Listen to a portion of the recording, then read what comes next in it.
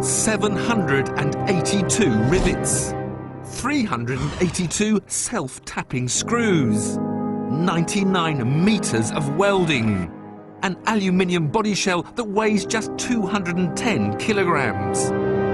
That's the Vorsprung-Duck Technic recipe for this.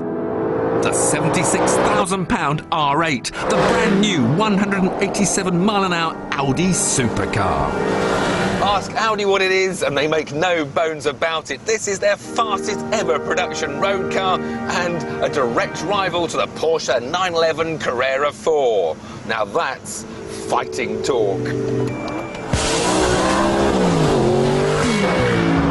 But the scene for our first investigation is the Las Vegas Strip.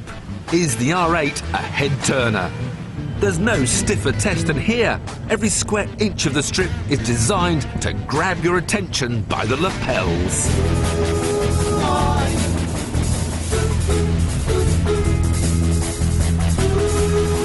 But drive this car down here and it's like somebody's turned all the neon off. People only want to look at one thing.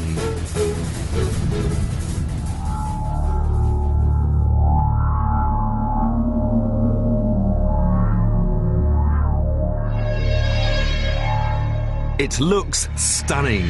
It's like a 22nd century TT and is full of luscious design details. The 24 LEDs below the headlamps were inspired by the Sydney Opera House. The contrasting side blades chuck air into the 4.2-litre V8 from the RS4. Now, of course, Audi own Lamborghini, who make the Gallardo, which is also a two-seater, mid-engined, four-wheel drive supercar. So you could be forgiven for thinking that this is just an old car with a new body on it. But in fact, just 15% is shared. Still, at least you can say your new car has got Lambo door locks.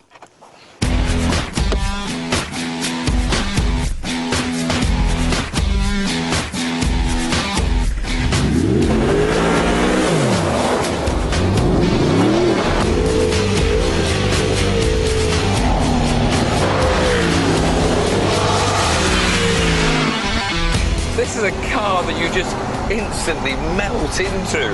It just absorbs you.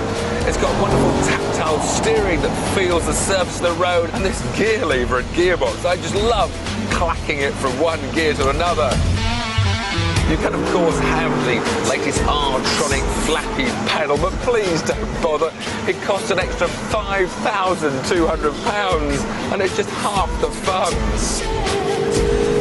I have, however, got the option of this magnetic ride suspension. It's another £1,350 or something. That's that new hydraulic system that stiffens up automatic due to a magnetic field. We're now in the comfort zone, which is giving a very good ride on these slightly ribbed roads. And I just press the button once, and instantly I can feel how much firmer that is.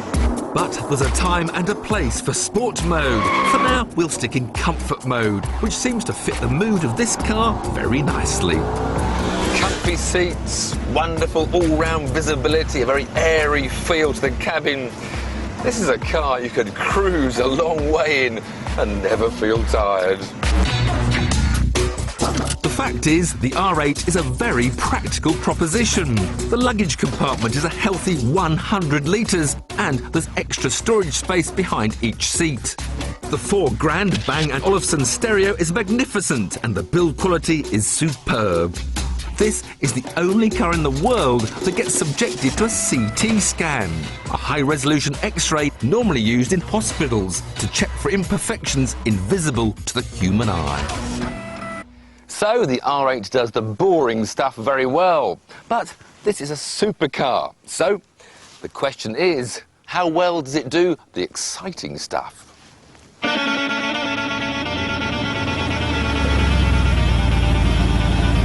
1, 2, 3, 4, ESP switched off, engage gear. Let's see what this can do. Lift, power, bit of a slide wall.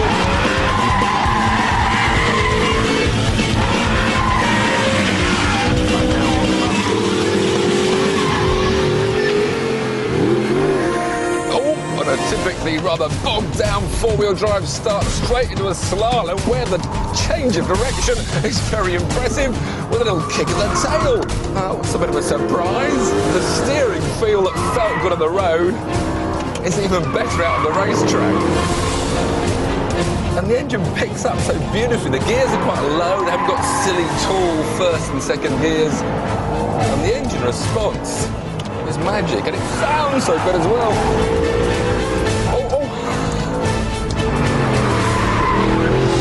This Audi just asks to be driven faster and faster. There's a bit of a technique though. You carry speed in too fast, the nose just does push wide. So you've got to make sure you go in with a little bit of brakes on and then open the throttle, especially as they've taken half the circuit away from me with these cones, which I'm about to rearrange. This is wonderful. If anything, the only slight complaint might be the brake pedal's a little bit on the soft side. It works really well. You feel the speed being dragged off. But of course, if you want to be a bit more flash, you can have the ceramic version. A few £1,000s more, but apparently lasts 5 times longer.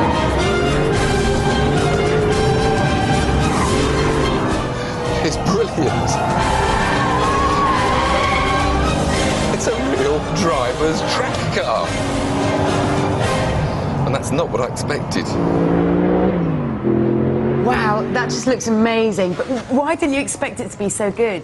It was all down to the four-wheel drive system, because right up until now, Audi have always been a bit safety first. And if anything goes slightly out of shape, most of the power goes to the front wheels, and then it understeers and it's all... But for a track car, you want that neutral, slight oversteer. And on the R8, most of the power is always on the rear wheels. So we had a car that handled beautifully, a real driver's car. OK, £80,000, you could buy a 911, an Aston Martin V8 Vantage or the R8. What are you going to buy? All brilliant, but this, I'm in a bit of a James Bond mood, and it's British again, so I'd have a Vantage and a chunky manual, great car.